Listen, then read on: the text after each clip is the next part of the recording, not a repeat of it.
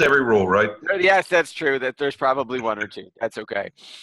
All right. I imagine we will have some other folks on joining us later. It's kind of like open office hours. I will be sharing. I'm going to share some really cool stuff, and then we'll open it up for whatever you guys want to talk about. So let's see. First thing, this is just a shameless self-promotion or just something I'm really excited about. For those of you who get Dan Kennedy's newsletter, you will see my face up there. So this is what's working next. And they said, we went to 6 marketing thought leaders to identify the top trends of small business marketing and to the point where owners must go to be successful in 2018. I, of course, highlighted every place they've mentioned me. So I posted it on Facebook. Super excited that I got to be in an article with like Rich Sheffrin and Darcy Juarez, and that I didn't count, but I think they quoted me more than anybody else. So that was really cool. I'm just sharing that because I'm excited. Now we started, you guys may have seen the video last week. Chuck was here for it. I showed you guys, I had showed like the coolest marketing I've ever seen. So I got a whole lot of feedback to that. So I brought it in to show you guys. So this was a direct mail campaign I got. This is like a 16-page single-spaced tiny type sales letter. The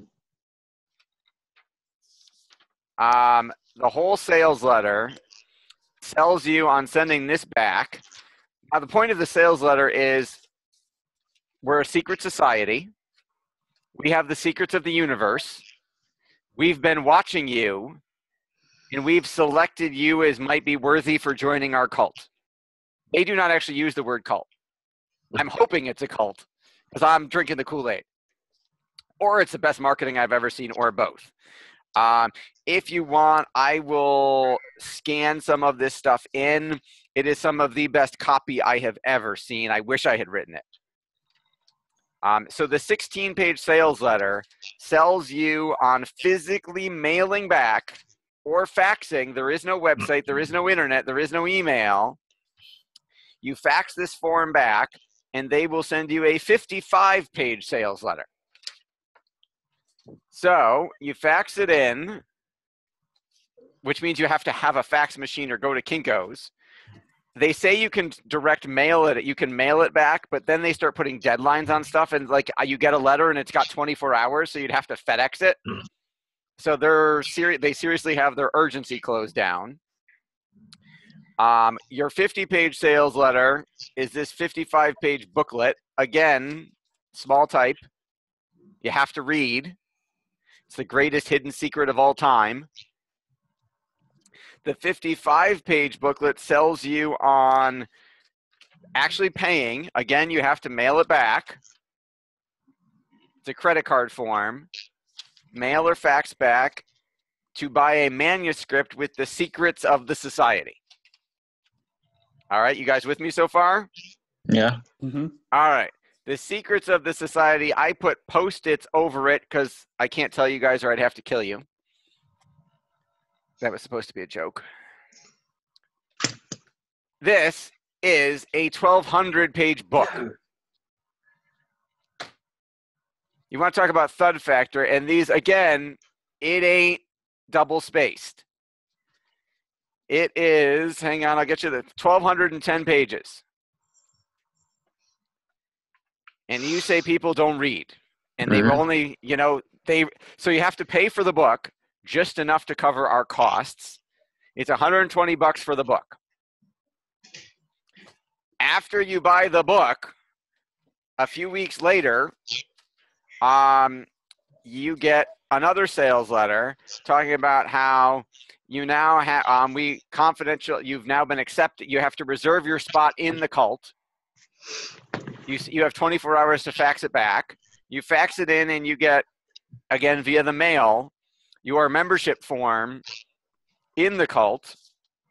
And of course, it's to like a 12-page sales letter saying there are 3 more volumes of this. 3 more packages to decode the secrets in the book. You have to go through all 3, and then you can attend a meeting in person. Do they provide the spaceship? I'm waiting for the spaceship in the Kool-Aid, man. If all of a sudden you guys don't hear from me for a while, it's because the Kool-Aid didn't. I died or I got abducted. I said, can you just mail me the Kool-Aid so I can drink it now and join you on the journey? I'm going to show you some. So in the book, so I started out in marketing because I'm a professional magician in my spare time, and these are all the sales letters, all the stuff they've sent. So in the book, they used, Eric, you will love this as a copywriter. They used a principle in magic. There's a principle in magic called the near miss. If I'm pretending to be psychic and I say, Ethan, Eric, and Chuck, all of you think of a playing card. Any card, don't tell me. And I tell you, you're thinking of the ace of hearts, the four of diamonds, and the six of clubs, and I get them all right. You guys freak out, but your subconscious then starts saying, wait a second, how did he do it? It's too good. So there's a principle in magic when you're trying to read someone's mind called the near miss, where if like Chuck picked the 3 of clubs, I should specifically, out of 2 out of 3, I should get one wrong. I should get Ethan's right, Eric's right, and Chuck picked the 3 of clubs, I should say like the 3 of spades. And he'll be like, oh, it was black, you just missed it. And then your subconscious doesn't fight it because I'm human, because I messed up. So in this book, there is something, I don't know if you guys know, called variable data printing. It's like the mail merge. Like how you can send a letter and it says, Dear Seth, as opposed to Dear Occupant, which now with Microsoft Word and Excel, anybody can do. You can mail merge endless amounts of letters. They did it with a book. I do want to know, but I can't imagine what their costs are. So they used the principle of the near miss, and the book is a novel. It is a story of this 3rd grade teacher. She teaches her new philosophy about every area of life to a 3rd grade class. And then you follow the 3rd grade class the rest of their lives as they reinvent and change the entire world based on what she taught. And what she taught is the philosophy of the cult. But the near miss is they made the school where she teaches them take place in Cheektowaga, which is a suburb 10 minutes from me. The school is a real school. All of the articles written about all the controversies her teaching causes are in the Buffalo News, my city's newspaper. So they did Cheektowaga because if they did Williamsville, where I live, it would be too good and people would start going, wait a second, they're setting me up. But because it's a near miss, it's close enough by that I'm like, holy crap, but it's not like on Main Street in Williamsville. I don't go, wait a minute, how did they do that? Because I'm guessing of all of the copies they have sold, most of them are not to marketing people who would think about that. They're regular people. Mm-hmm. Now, as Chuck heard last week, I have tried to find anything about this place online. There is no website. There's no Facebook fan page. There's no funnel. It's all direct mail. My guess is so no one can see it.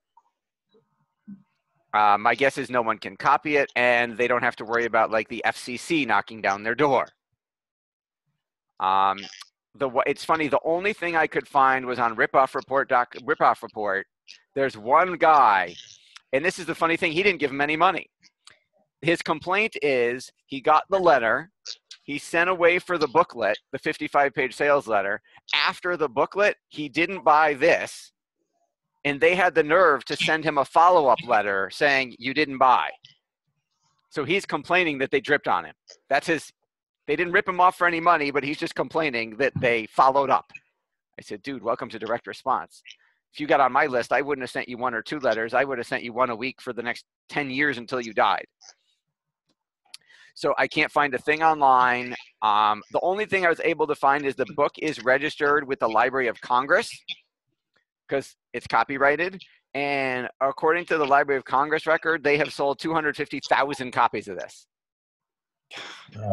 At $120 a pop. That's book 1. I don't know what the titles of the next 3 books are, so I don't know how many of those they've sold. Because the upsell is book 1, the next book, the next book, the next book. So that's millions and millions and millions of dollars with a 2-step sales letter via direct mail.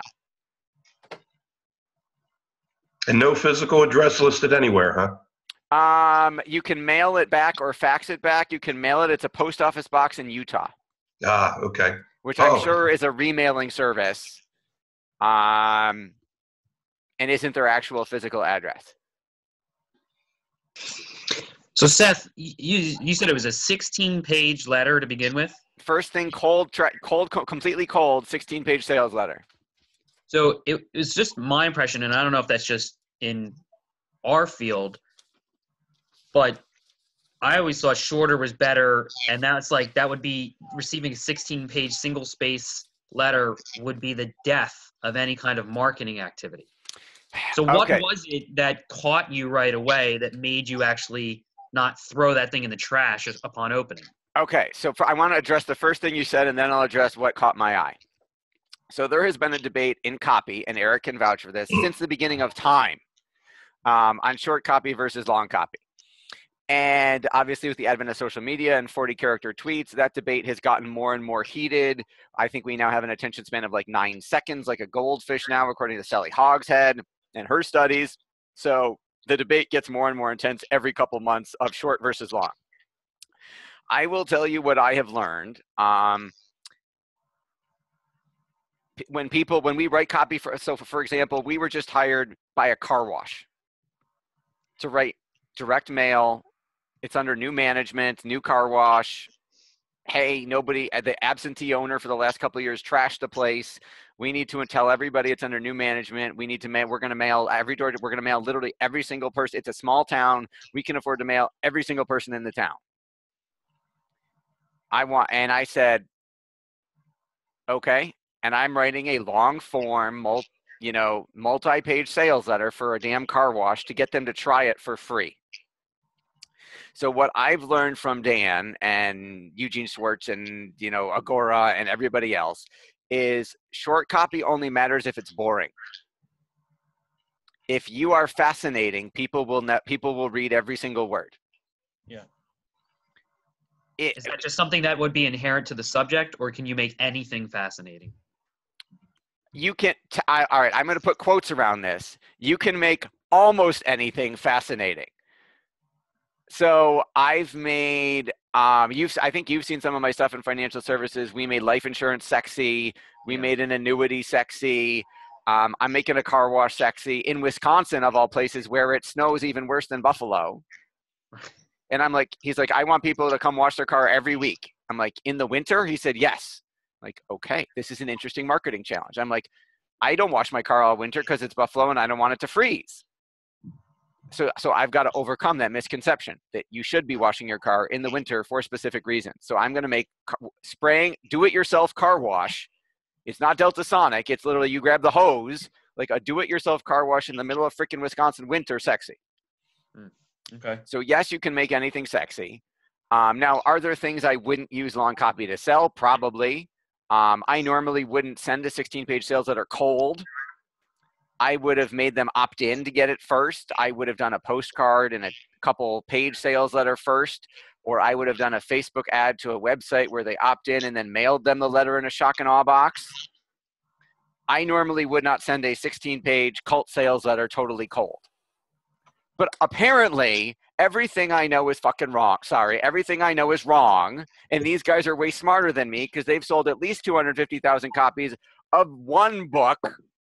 This is the book, Shirlene. I want that book. And I haven't even seen the sales numbers on book 2, 3, and 4, and I don't know how much the cult is going to cost because it says, it's not just for you. Your family can come, your kids can come, your grandkids can come. You're building the Greene legacy in the cult, in this organization. So I have no idea. Is this a mastermind group like War Room that's 25 grand a year? What am I getting into? Can't wait to find out. So I didn't get here on time to hear what your next step was. Could you just tell me really quick? Yes, because you were here last week. There are 3 more giant books. My gosh. So I have to pay enough to just cover the costs for one book at a time. I can't get all 3 at once. I have to go one at a time. They are in total control of my sales process. They will not let me jump ahead. They're spacing them out long enough to presumably give me time to read the books because they're long. So there are 3 more books, and then I get to hopefully qualify to attend a meeting in person. Wow. What do you have to do to qualify? I don't know. I know I have to get through the next 3 books first. So it may be a few months, but obviously I'll keep you guys posted every week as to what they send.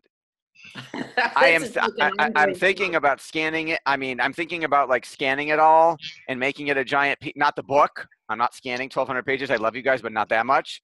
But I'd probably be willing to scan the 30 or 40 pages of sales letters they've sent and do a like an hour session outside of this, just dissecting that copy because it's so good. So is it was it the intrigue that caught you? That made you? So that was your next question. So I answered the long copy versus short copy debate, which is it only has to be short if it's boring. If it's interesting, people will read forever. The longest sales page letter I had ever read prior to this was 86 pages. It's from a company Eric's probably knows called Food for Patriots, which is a survival, give us, food thing. The world's going to end. You got to buy our food and stock it in your garage or your bunker until the world ends. It was 86 pages. It was selling $300 worth of survival. $300 is enough for like a month for one person. So obviously they had the boxes in the order form of don't just get it for yourself, protect your whole family, buy 5 sets of 300. And I read it prior to that. The winner was 50 pages, and that was from Dan Kennedy, and it was his original sales letter for Renegade Millionaire, which I saw 13 years ago and bought. Wow. So it only has to be short if you can't keep their attention. If you can keep them fascinated, they will read forever. Yeah. It's funny. It took me weeks. I read normally at least a book or 2 every week. And I stopped reading everything else to read this. I took it on our road trip to Virginia for Thanksgiving because I was almost done. Every other day, my kids are asked, Daddy, how far are you? What page are you on? What page are you on? It became a whole family thing of when is Daddy going to finish the first book? So you get the whole buy-in. Yes. You get the whole family. All right. Oh, okay. So I'll give you some examples of things that caught my eye because that's what Ethan asked. I mean, just there's no headline. It's like what would normally be a pre-headline. It's the headline before the letter. And the pre-headline is a paragraph. Wow. Seth, please forgive us, but we have taken a closer look at your profile. It turns out you're more special than any of us imagined. Did you know that you possess some very rare hidden traits? In fact, there is a famous person, someone you would instantly recognize. He's on TV every night, who possesses these same special, incredibly rare traits. It turns out that people who possess these same rare and often hidden traits that you do are some of the most famous and successful people on this planet. Seth, you are indeed blessed. I know those around you don't know this yet, but they will, which is really good. Down deep, you sense it too, right? This is a personal letter just to you. This is not a mass mailing. This letter came to you by first-class mail, not third-class bulk. This is not a solicitation for money. In fact, you will get something of immense value from us absolutely free with no strings attached. So read every word very carefully because you will never get, if you do not, you will never get another letter from us again.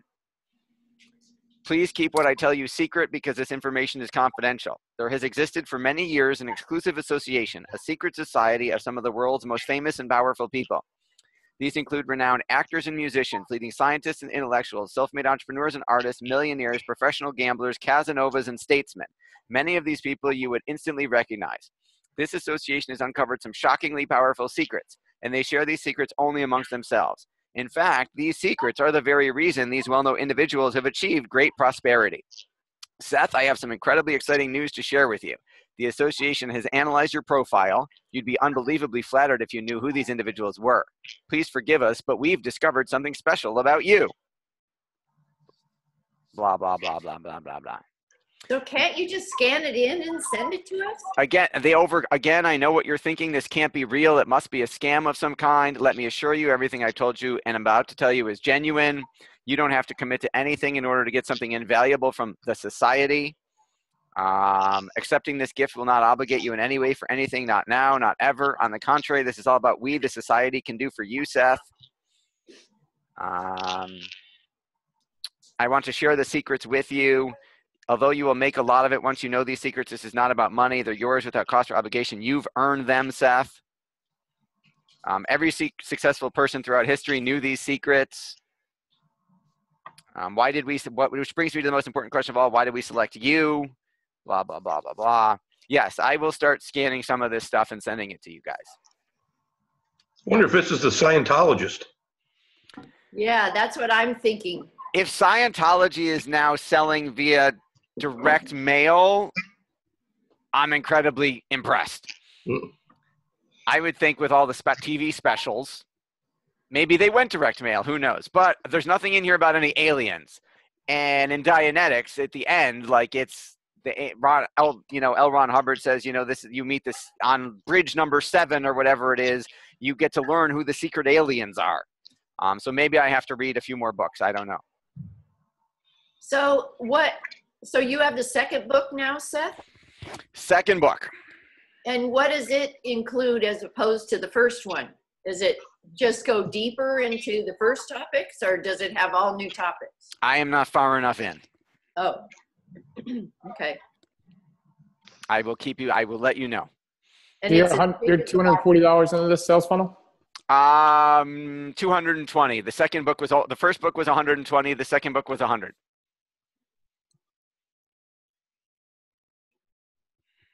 Huh.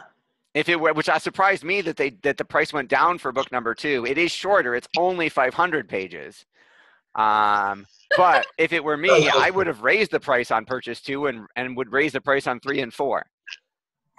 But maybe they will on the next one in their strategy to lower it. It could be by lowering it to specifically throw somebody off. Yeah. Like you. Like me. Although, right, if they personally really selected me, then, maybe they know. Maybe. Although it's funny because the Indian companies that call me every other day saying, we want to call you about the domain name you just registered, don't ever realize that we're a marketing firm and don't need their help to build a website. Yeah. And they personally selected me based on my domain name that I just registered yesterday. Which is funny because the Dan Kennedy article that came out yesterday, they miswrote my website. It says it's marketdominationllp.com instead of LLC. And they can't reprint, they already mailed. So I frantically went to GoDaddy, found out luckily Market Domination LLP is available, bought it, and redirected it to our site. So apparently we're also a law firm. That's funny. But Ethan, being the only licensed attorney in the group, can address that later. All right, so that's the cult update. Let's see here. Chuck sent in copy. All right. So this is Chuck. This is after people opt in for the Fearless fundraising formula, right? Right, correct. Okay, so they get a 4-step email sequence.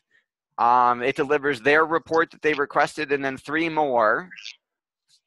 So obviously everybody can't read this because it's on Zoom, but I'm just going to give you a couple pointers, and you guys can all learn from that.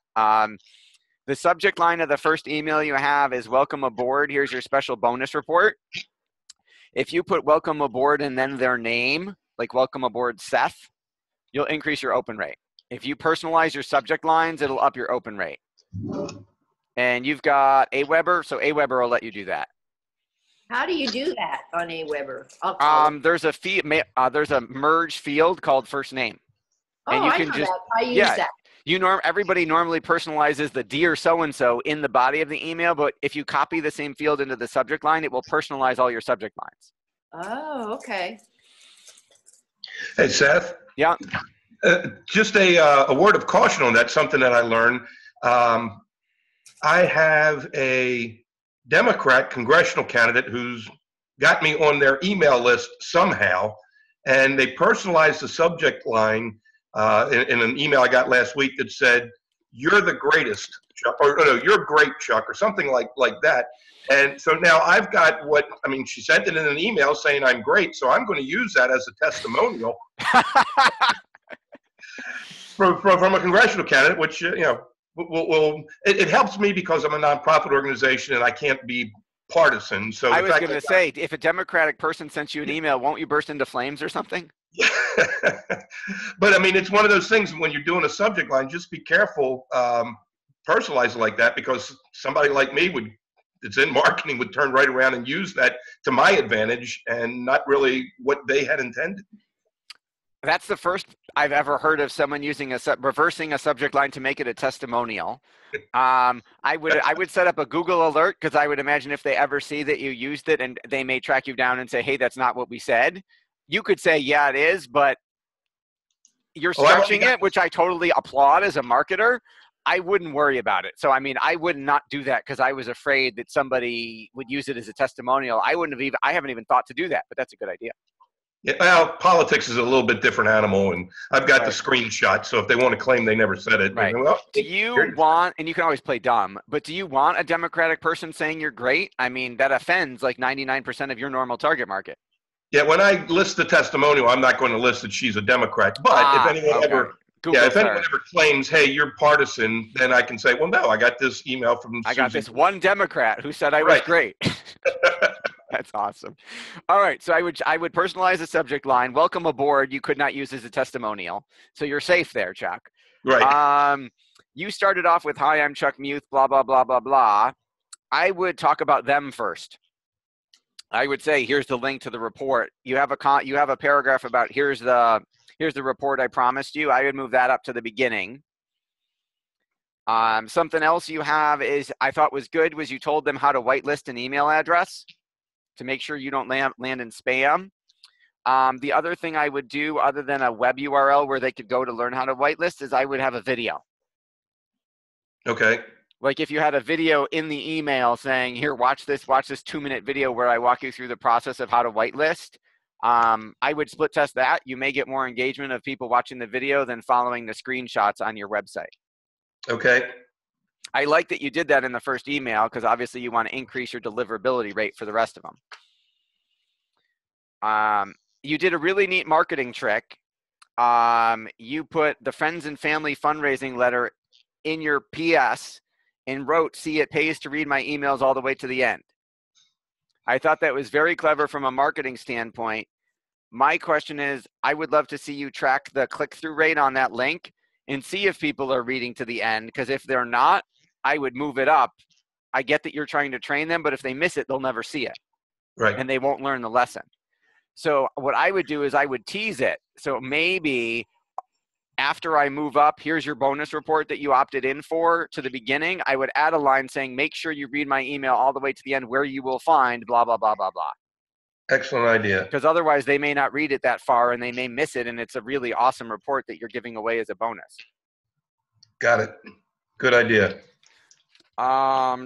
Then your subject lines for the 3 follow-up reports are all, here's the second of your big 3 bonus reports. Here's the third of your big 3. I would split test the title of the report. Here's your report, how to build an unstoppable grassroots army, as opposed to here's the second report. Because they may not know, even though you told them in the PPS at the very, very bottom what the 3 reports were coming, they may never see that.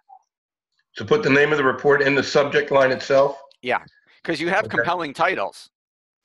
How to determine exactly how many votes you need to win, foot soldiers, how to build an unstoppable grassroots army. I mean, if I'm running for office, those are sexy titles.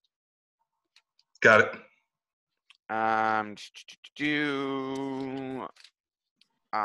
then again, in the last email, you have a best of campaign hot tips archive report with like 12 or 15 bullet points of what they're going to learn, which is also awesome. But again, you put it in like the PPPS at the very, very, very bottom. I would tease them at the beginning of the email. Make sure you read to the end. Otherwise, they may not read it, because they're not in marketing and they don't know that the PS is supposed to be the most read part of the sales letter. Right. And then the other thing I thought was you're giving, so they opted in for 1 report, you're delivering 4. You never sold them anything in any of these emails. There's no way for them to give you money. Well, when they go to access the report and they go to the web page with the access button, that's got the 3, the free book with shipping. Okay. And that's on each one of those. So once they, when they try to access the report, it's on the ClickFunnels page. Okay. All right. Never mind. Then you're fine. I just was, as long as it's there when they go to get one of those reports, they can give you money. You're good. And it's 3 reports, so I get 3 shots at them reading about the upsell. And Plus the first report, so technically you've got 4 shots. correct. Okay, all right, then you're good. Then I agree that you didn't try and sell them in the emails. The whole point of the email should be to sell the click on, go get these reports, so that then on the site you can make the sale. Right, and it's long copy sales for the $3 shipping. Right. Beautiful. All right, awesome. That's what Chuck sent in, so that's what I got to work on there. That was all that's on my agenda. What else you guys want to talk about? What other questions you got? We should all start cults. I'm trying to connect up with Bruce, so we seem to be hitting and missing for some reason, or he's not responding. So I know you lit a fire under him yesterday. And I did. He said he responded to you because you had said, "Hey, can we jump on a call like tomorrow?" And he was like, "No, I'm already booked." I thought he replied to get you another day. Oh, I don't see it here. I've been looking for him. Okay, I will go right after this call. I will tell him to reply and CC me so that I will make sure that I see it too. Okay, great. So can I send in like I'm based on the Doodle video that you made for me, Seth, I'm going to start running a Facebook ad campaign to try and, grow. And awesome. Can I send in kind of what I was thinking about how to set it up and everything and get some Yeah, feedback? absolutely. Do you guys want to take a look at one real quick that we're running for Jill, even though she's not here? Sure. Okay. All right. Yeah, I'll share my screen. I'll show you some other cool stuff we're doing for her because she got hers done first. All right, that's not true. Eric was first, but Jill, we're doing the marketing for her as Eric is doing his own thing. Okay. All right. So can you see my Facebook screen? Yes. Okay. So let me go to Ads Manager. Okay. So right now we are retargeting. Right now we're using her video to retarget everybody who goes to her website and doesn't opt in for the free DVD. So let's go over. Right now we're getting video views at a penny. You cannot get much cheaper than that, so we're happy there. These are people that have already been to her website? They've been to her website, correct. So I'll show you the new people and how that's different. But we got 46 clicks, and this ad's been up for a day. We got a click-through rate of 3%, 3.1. Baseline on Facebook for something decent is 1%, so we're 3x normal, so we're happy there. It's a good start. And her cost per click is 18 cents a piece, which she's thrilled with so far. And then if I go do video engagement, we can see how many we're building retargeting audiences of all the people who watched the video. So we got 569 watched it for 3 seconds, 226 watched it for 10. It cost us a penny to get 3 seconds, 4 cents for 10 seconds, et cetera, et cetera. How long is her video, Seth? How long is her video? Under 2 minutes. Oh, it's under 2 minutes. Okay. That's the Doodle you're talking about that they're watching? Oh, yes. Okay. Okay. So why would they watch it for under 2 seconds? Does that mean it wasn't enticing enough to? They're scrolling through their news feed. They see it, they start it, and then they just keep going by. Oh. I mean, if you think about it, any ad technically, any video that technically starts to play it all in your news feed when you're scrolling through counts. Yeah. So 3 seconds, it's just, they just went by it. It started to play, like, because they're all autoplay. So it was in there as they were scrolling. Hang on. Let me see. I'll jump on Facebook on my phone right now. Some start to play and some don't, I noticed. Oh, interesting. I don't know. Maybe all the ads that show on mine are autoplay. Here, let me find one. See if I can get one to show up. No, that's an ad with images. Okay. So technically I didn't click on it. So the there's no click registering, but technically I'm paused I'm on my news feed. So I'm watching this. Okay. Now it's different if I touch it and get sound. But go away. I scroll by it. It started to play. It took me a couple seconds. That's probably the 3 second people. Okay. See, here's Grant Cardone's. Again, his video is going through as I scroll by. you'll notice a larger and larger percentage of your news feed is video. So that covers, let's see her ad. Here's something else cool we really did. So we uploaded her client and prospect lists. So these are, let's go find her client mailing list. These are everybody who bought from her from January to December. And now we see, again, she's the Texas Baseball Ranch. So she's coaching kids. They're coaching kids on how to be elite baseball pitchers. Mm-hmm. So surprise, surprise, 60% of their target market is men. 50% is 45 to 54. Because again, they're the dads. The dads are the one paying for this. They're married. They went to college.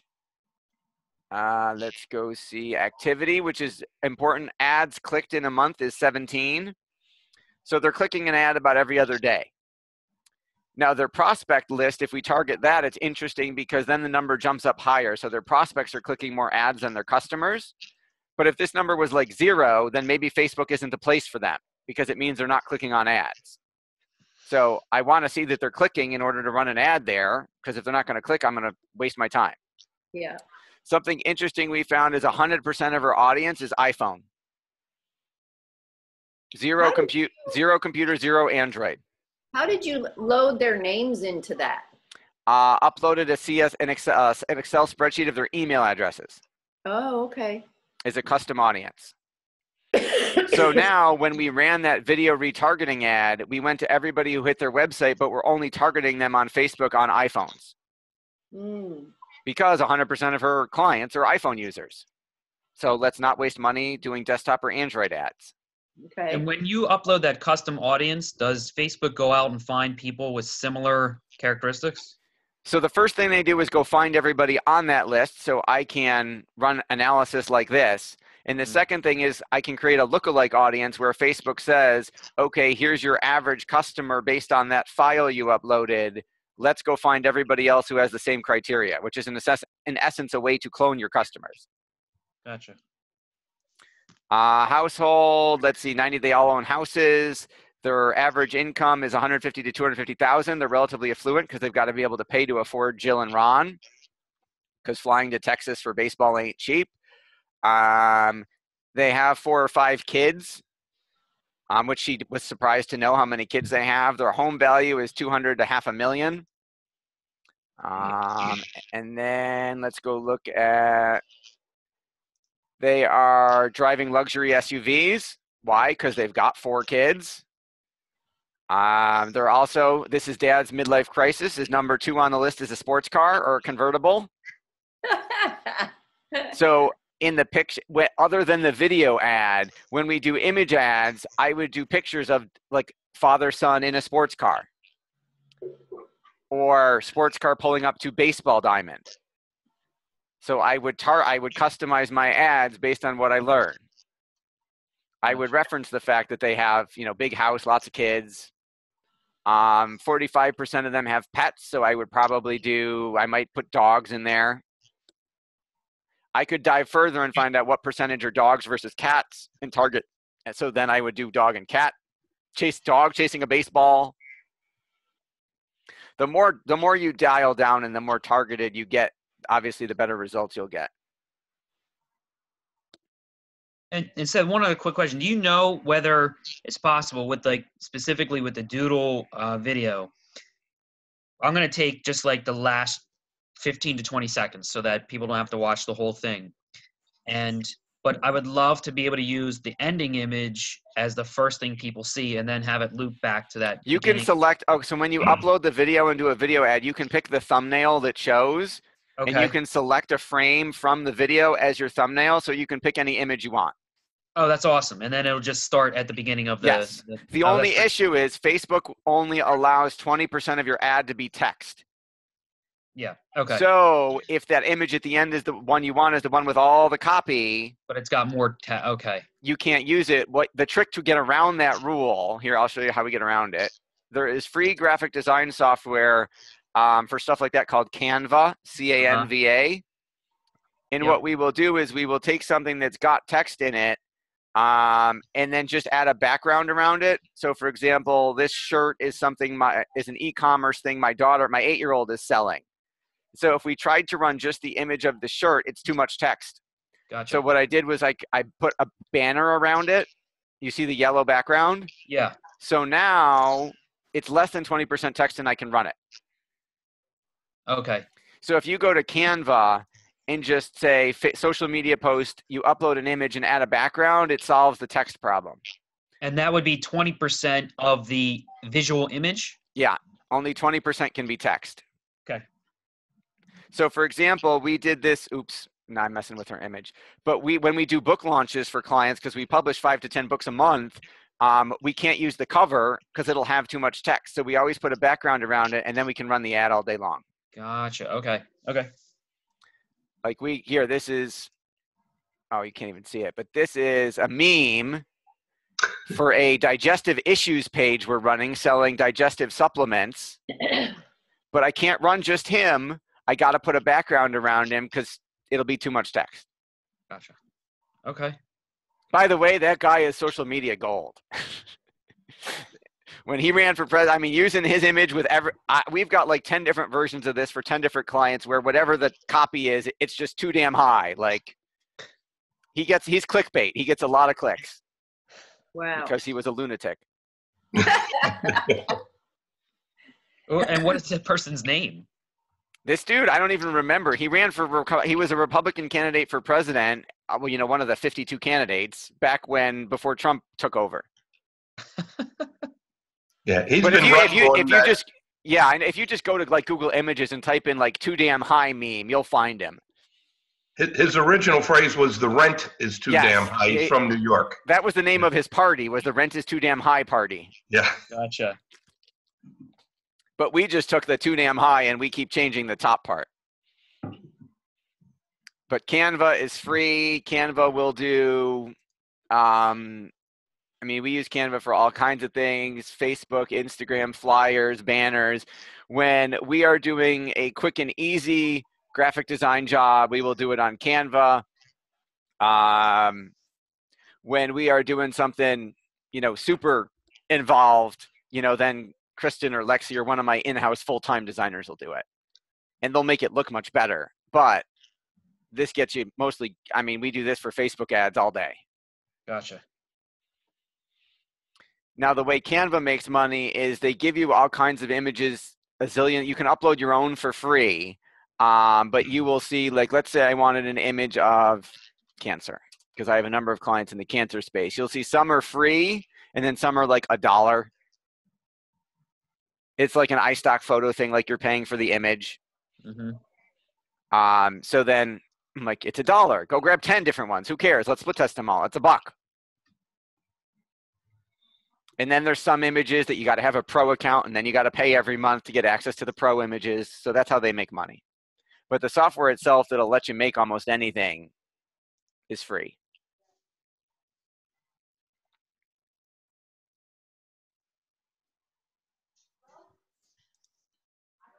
So that's why we're seeing so many pages with just background and then words on them. Yeah, that's our fault. Well, it's Facebook's fault first because they made the stupid 20% text rule because we used to make ads that were the copy, that were just all text. And Facebook said, you're ruining our user experience. So they changed the rules. My life goal is to ruin the user experience on Facebook.